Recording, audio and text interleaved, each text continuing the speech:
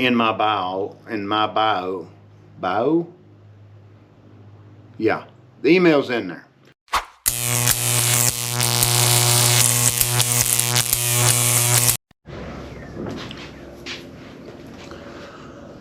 Good morning, welcome back.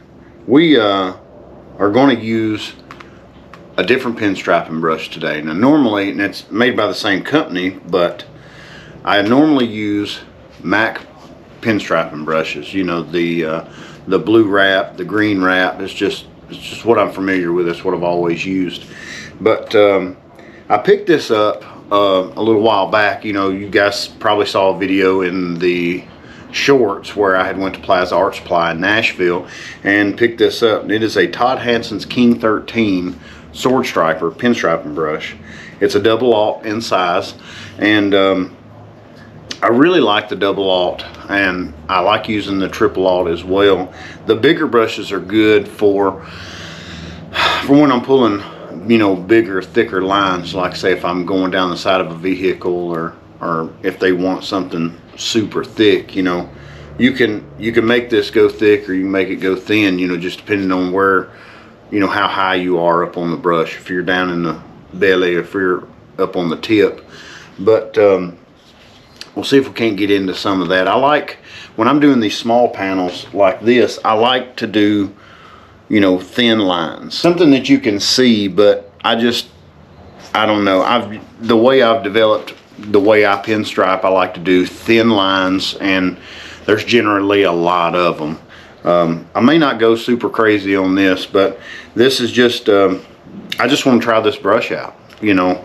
And I painted up this panel. It's just one of those cheap little $10 signs that you can find at any kind of roadside market or whatever, gas station.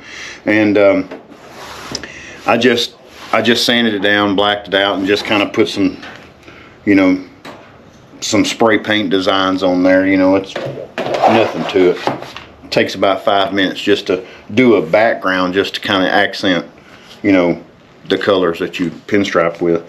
So I've never had this out of the tube, so I'm gonna take it and go ahead and pull this out.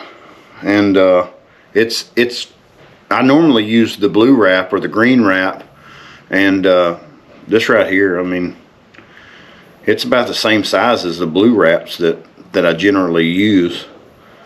You know, I'm not sure, you know, what the differences are in these. I hadn't really done a whole lot of research, but I've always wanted to try these. So let me get this thing cleaned out real good and get some colors paletted out, and we're just gonna get to work. Well, these panels, you know, I'll be honest, I'm not real concerned with, you know, absolute dead center, but I try to get as close as I can. You know, with these, I'll try to eyeball it and just go from there.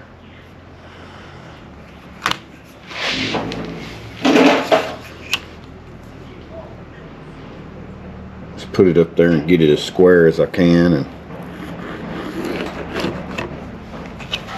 pull me a center line, something to kind of go off of. All right.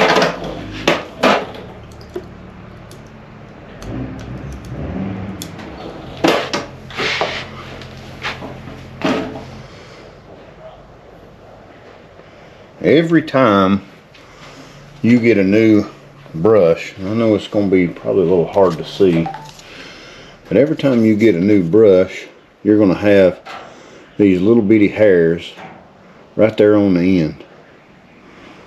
I mean, if you want to leave them, you know, that's fine, but there's probably one or two, can't even see, probably one or two that you can just clip off, you know. So that's what we're going to do. We're just going to barely take those little bitty hairs off the end of that.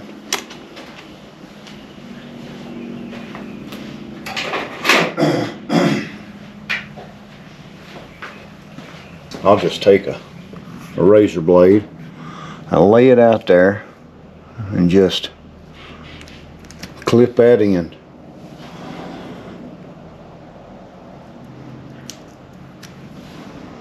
Just a bit. try to do this. I'm gonna try to do this to where you can see pretty good. The lighting's not necessarily the best out here.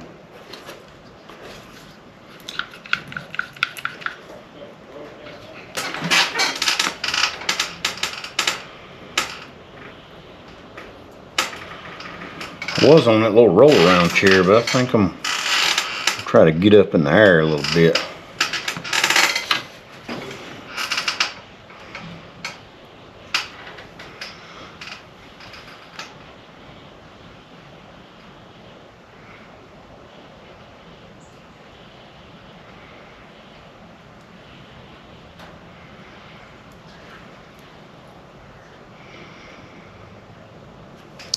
Make that first line kind of thick. And then what I'll do is come off around it, outline it with a kind of thin line.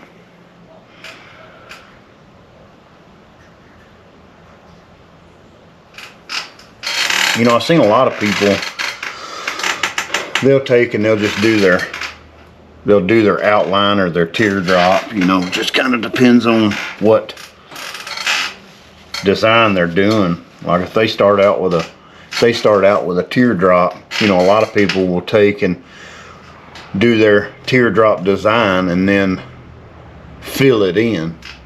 I've never really been accurate at doing that. You know, I don't know if accurate is the best term, but it seems like I always get on those outside lines whenever I do that. It doesn't turn out as well. So what I generally do is I'll go with whatever secondary color I'm using or something, and when I do my center line, I'll do my center line first and I'll give it a few minutes to dry just to tack up, and then I'll come in with a brighter color and then pinstripe around that. And it seems like it just is, it's more appealing to me.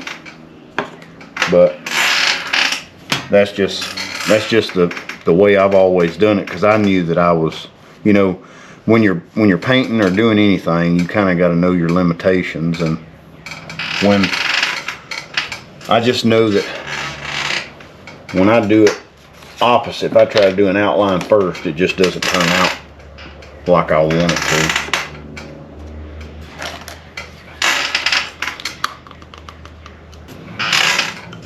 I'm going to come in this time with a dark magenta. Just kind of outline this.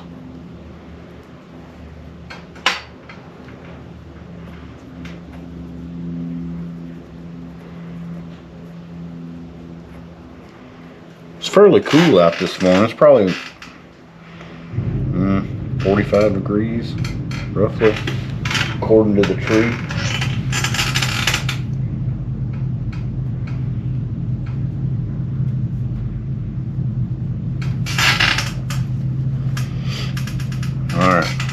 Now, with this, I'm going to stay up on the tip of this thing, just right there on the end.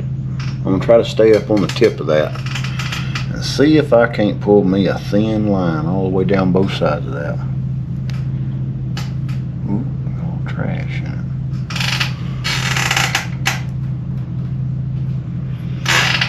it. See if we can't do something with this.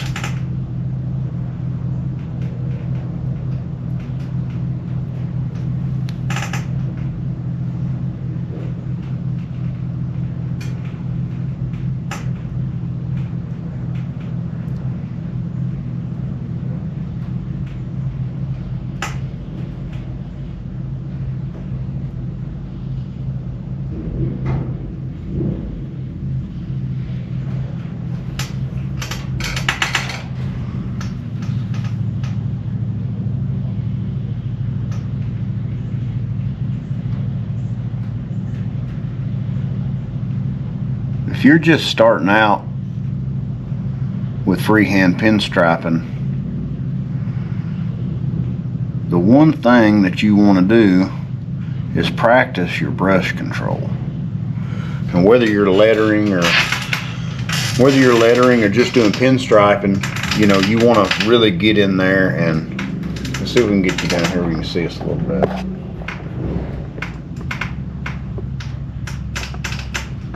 There you go.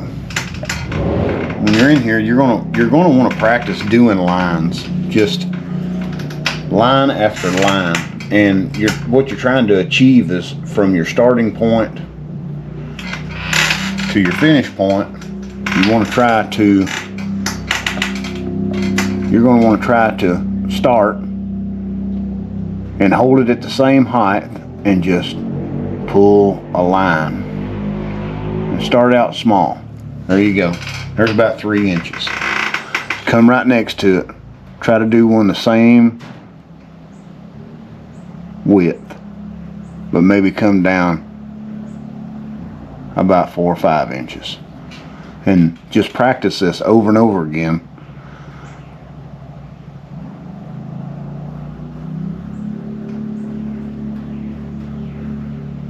until you can pull a longer line, and then you can work on your curves.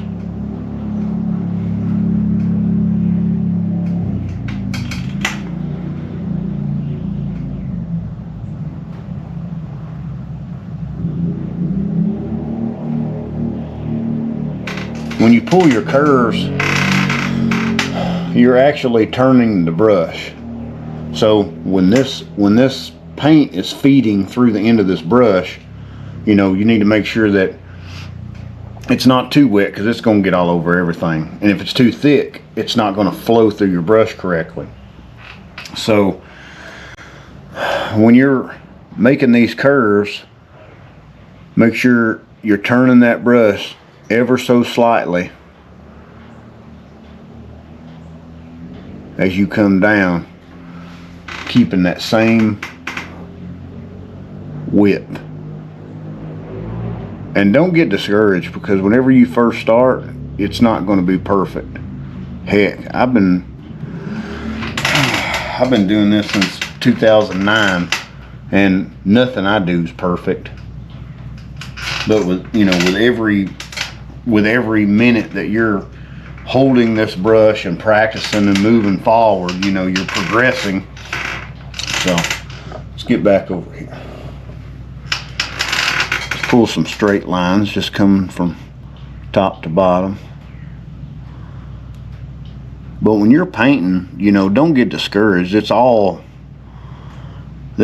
your artwork, you know, and the route you decide to go with it is up to you. It ain't up to everybody else. Not everybody's going to like your work either. So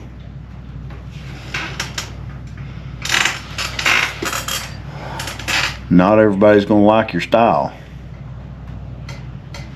or how you go about doing it, because everybody is different. You always have, you know, a certain technique, or you start out a certain way, or you have a certain design that you like to start out with, and you just build off of that. Each artist is different, and that's why whenever you look at everybody's different work, it's not all going to be the same. That's the beauty of it.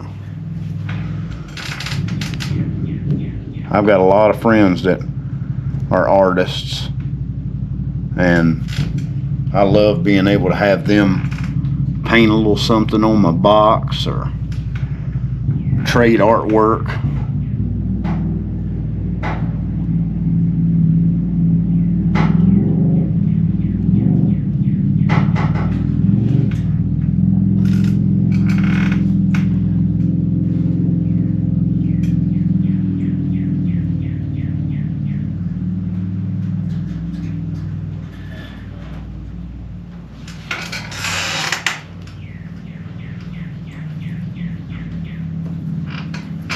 It's all about supporting one another.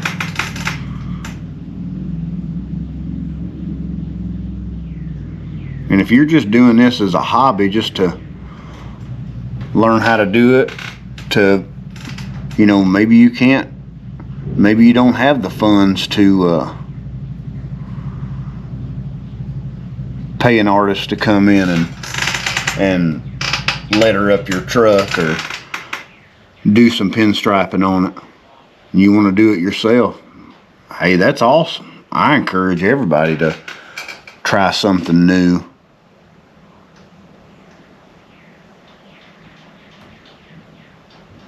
Everybody that I've ever come in contact with that sees me doing this, they'll always say, man, I could never do that. And I always say the same thing.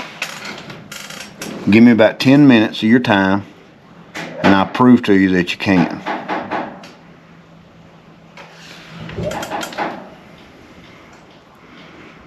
Because it's in everybody. It's all according to, you know, if you want to learn it. And I promise, it's not something that you're going to pick up overnight. I don't know, who knows, you might. I mean, you could be the prodigy.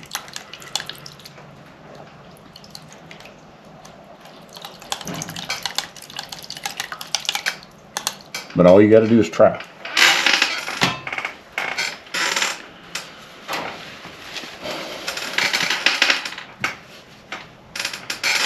All you got to do is try. And that goes with anything.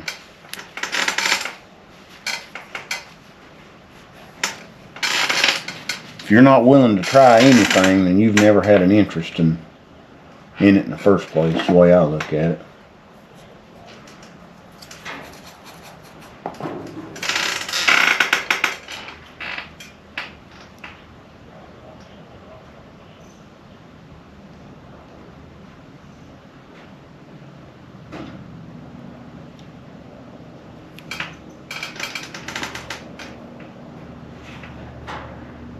And you know, that's kind of how I started. I mean, I was an artist, but I primarily just painted, you know, vehicles, motorcycles, so on and so forth. And I saw a fella at a local show in Lebanon several years ago. His name was George Williams, and I saw him pinstriping a grill, and I told my wife, I said, I'll never be able to do that. And I shake like a dog passing a peach seed. And I had a good buddy of mine. I had a pinstriping brush that I used for, you know, touch-ups. It was a green wrap Mac that I've had since I was probably 16 years old, and just wasn't in. Pinstriping wasn't something that I was around, you know, growing up. You know, I was just an old country boy that you know, knew how to paint, but I never had anything to do with pinstriping. It just never crossed my mind. I used a pinstriping brush as a detail brush, you know, just to, if I had little imperfections in the paint, I'd go in there and, you know, get a little bit of that urethane paint on there and clean it up.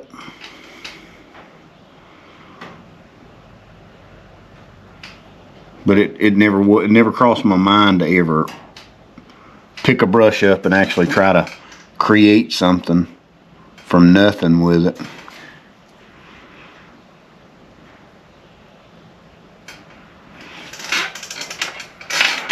We're going to go with a little brighter color, liven it up just a little bit, if we can.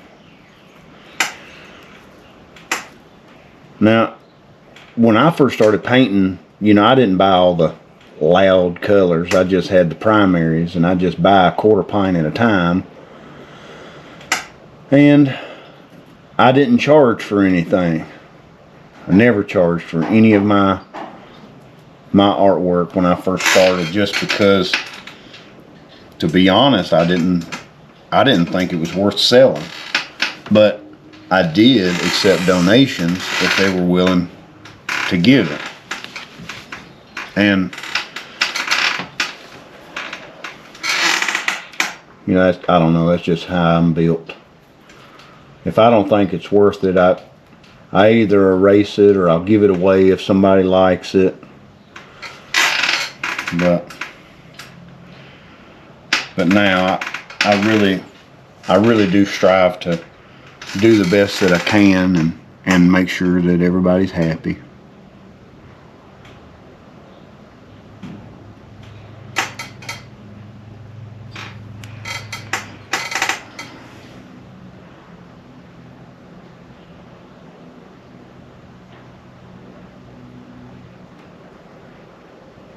But all I did was, to make this violet, I just added a little bit of white to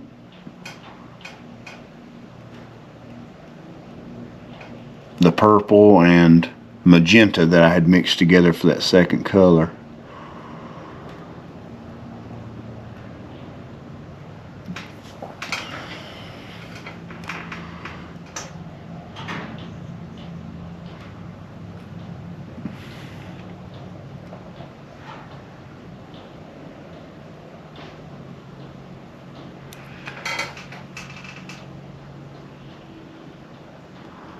When you're coming up with a design,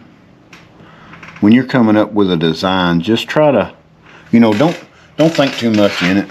Just go. Sometimes it works, sometimes it doesn't. You know, and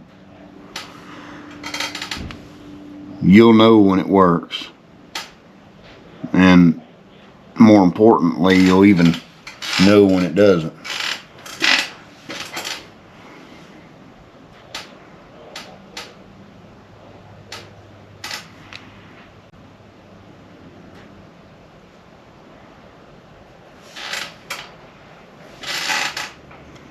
But when you're doing stuff for yourself, it doesn't really matter. I mean, because right now, this is just practice for me. You know, show season's fixing to kick up full tilt boogie here before long, and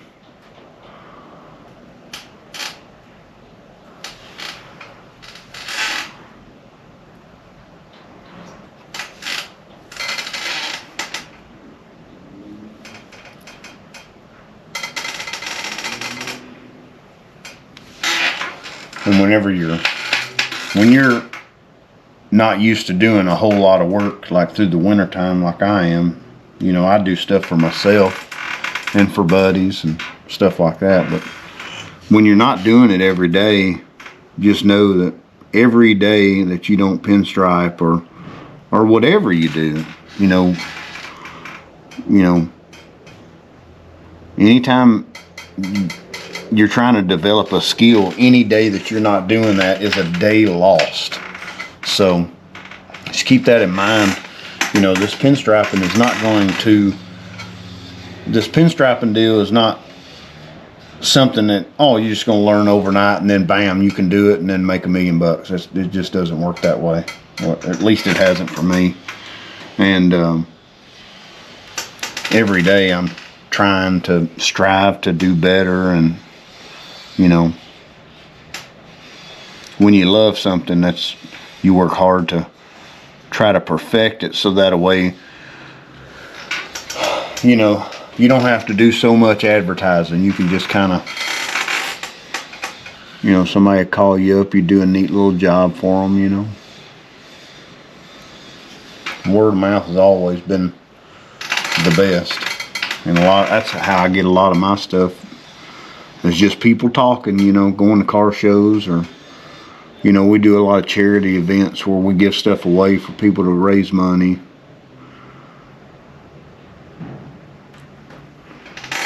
You know, I really like to do trophies and stuff like that. So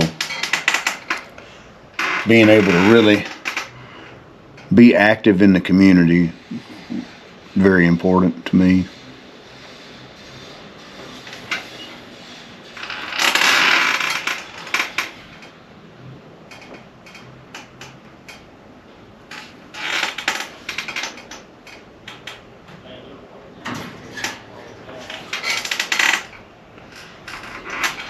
if you're doing a panel like this, or if you're doing a design and you're trying to make it symmetrical, you know, these little swoops on the sides, you know, that's just for me. That's to kind of keep things balanced. You know, that's just how I like to add stuff around the outside. And you know, again, it could be one of those deals where it may not look right. It may not go with the whole picture of what I'm trying to achieve, but I didn't have any vision in mind before I started doing this. This is just playtime, you know.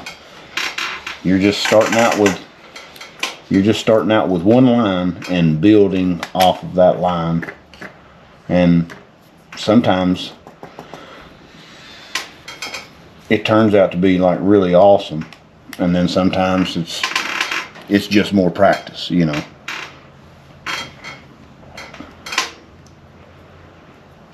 I'm going here with some bright white. And I apologize if my voice isn't like super clear. You know, like when I'm talking, if I sound like I got a possum hanging out of my mouth, you know, I just want to forewarn you. If you're going to hang around this channel for any length of time, you might want to, you know, as a suggestion, might want to brush up on your appellation, just so you might be able to understand some words or terms that I might use.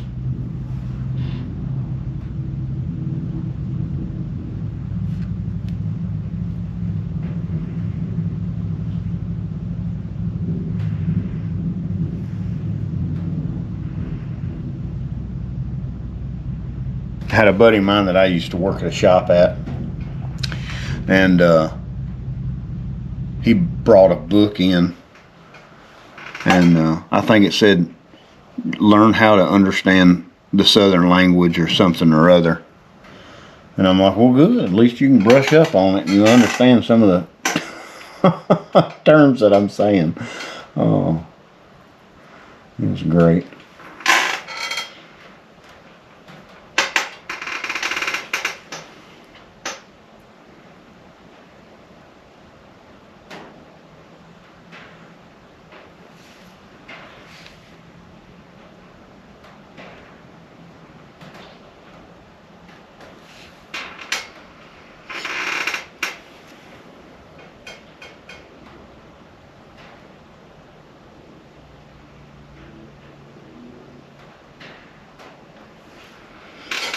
All right, this might be a little tricky.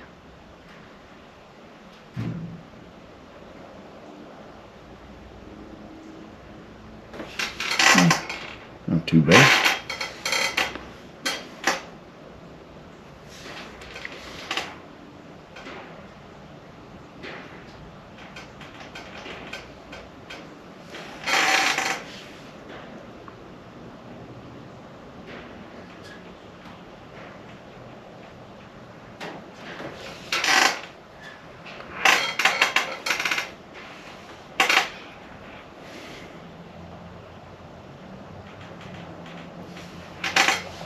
A lot of these designs, like when I'm doing something symmetrical, I try to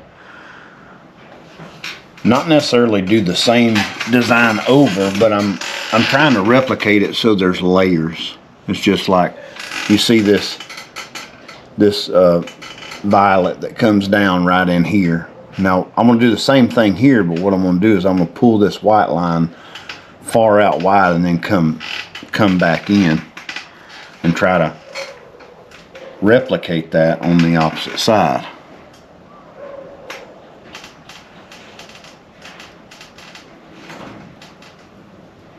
And I'm going to stop there, and the reason being is because when I come over here to duplicate it, I want to get that angle as close as I can, and instead of just looping that around like I did, I'm going to turn that brush edgeways and come back up with it and turn it on its side, and then get it flat, and just make that curve. Now, to reverse it, we're going to come on this side.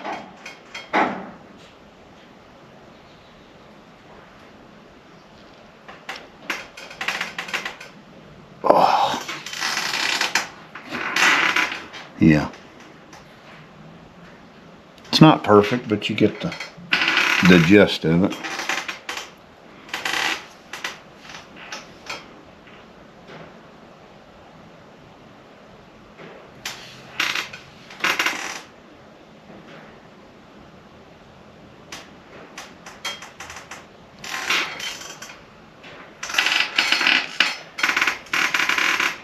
And then I'm going to take these and bring it down.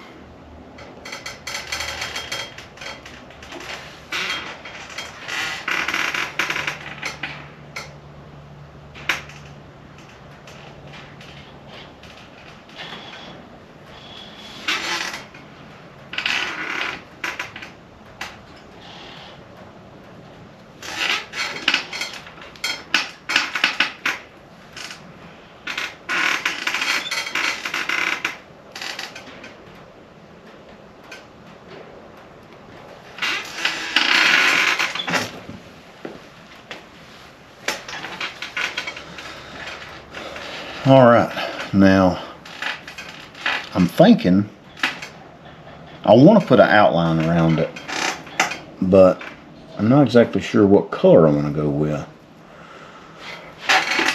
Maybe, nah, I don't want to go with white. So what I'm going to do is I'm going to come up here and I'm going to just end this little line just by, I'm going to double that line so it will be an evident sign that that was the end, you know, of that stroke. So let's go with a different color, and we're going to try to tie in maybe these pieces here to converge our outline, and then we can sign it. All right.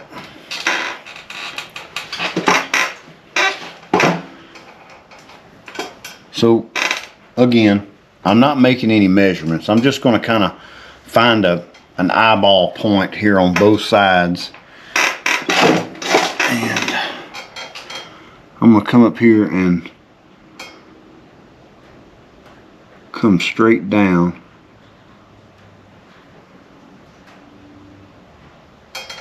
to that line. Now I ain't exactly sure how I want this to flow yet, but it gives me a starting point. I'm going to widen that out down at the bottom.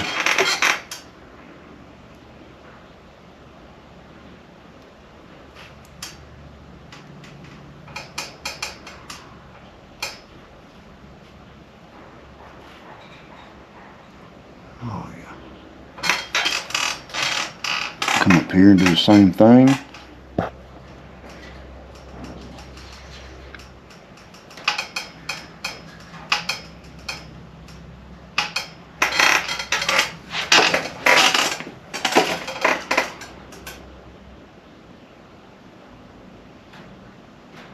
And to do this at the bottom, I'm just turning my brush edgeways. Just kind of helps me control it a little better when I'm making that fat turn.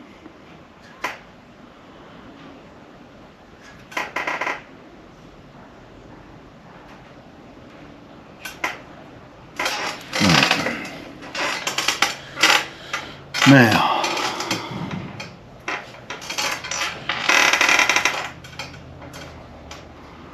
we'll figure out how to connect these in a minute. Let's go ahead and do the top. We're just going to do a fat teardrop down to a skinny line that's going to nearly come down to that one. Do it on the other side too.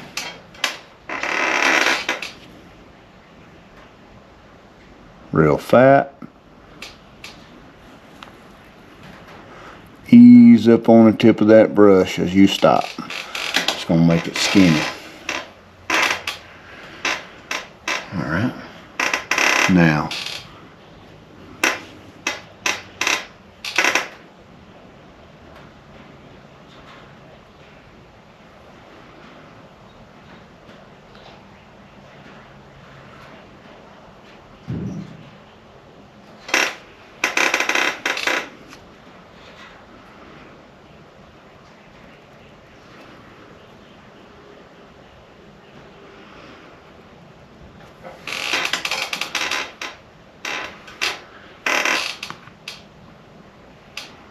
what I'm going to do is I'm going to turn this thing edgeways so I can get a better pull on this line, just because reaching over this camera and going left and right is kind of difficult actually. So I'm going to start right up here. We're going to pull.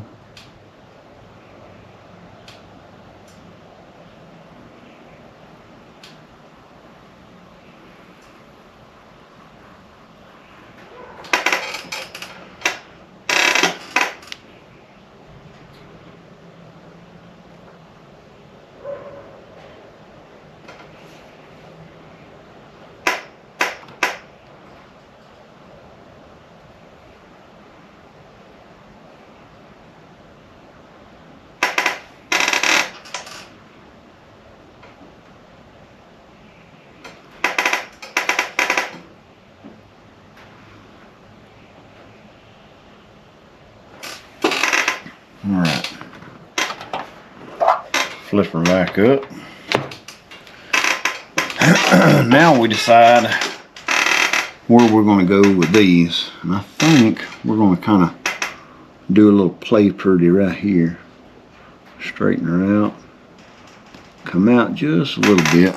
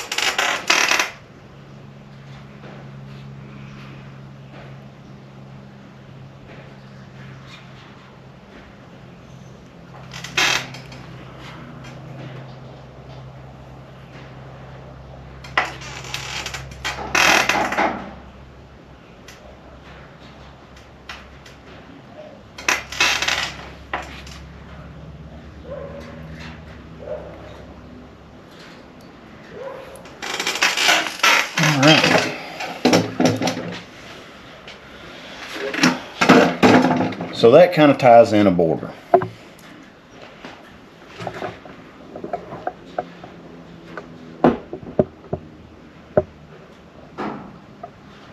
All the way around. Now I want to come in here and sign this.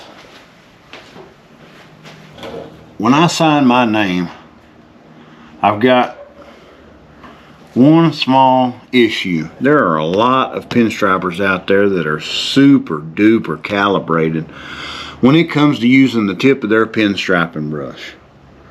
Well, I've tried it. Many years I have tried signing my name a particular way with the tip of a pinstriping brush. And it all comes down to brush control. I get it.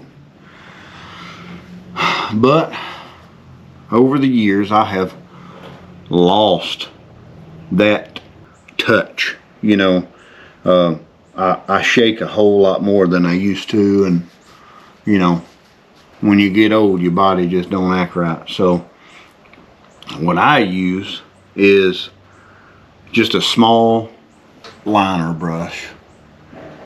It's just how I do it. I can write it fairly small, and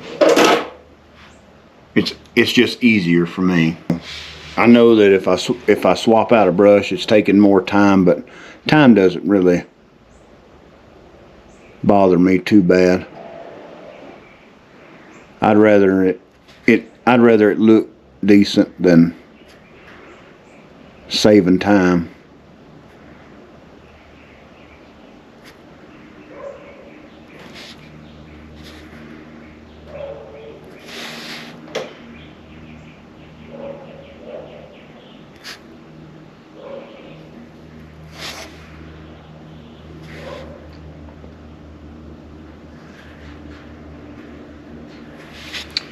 All right, that'll do it.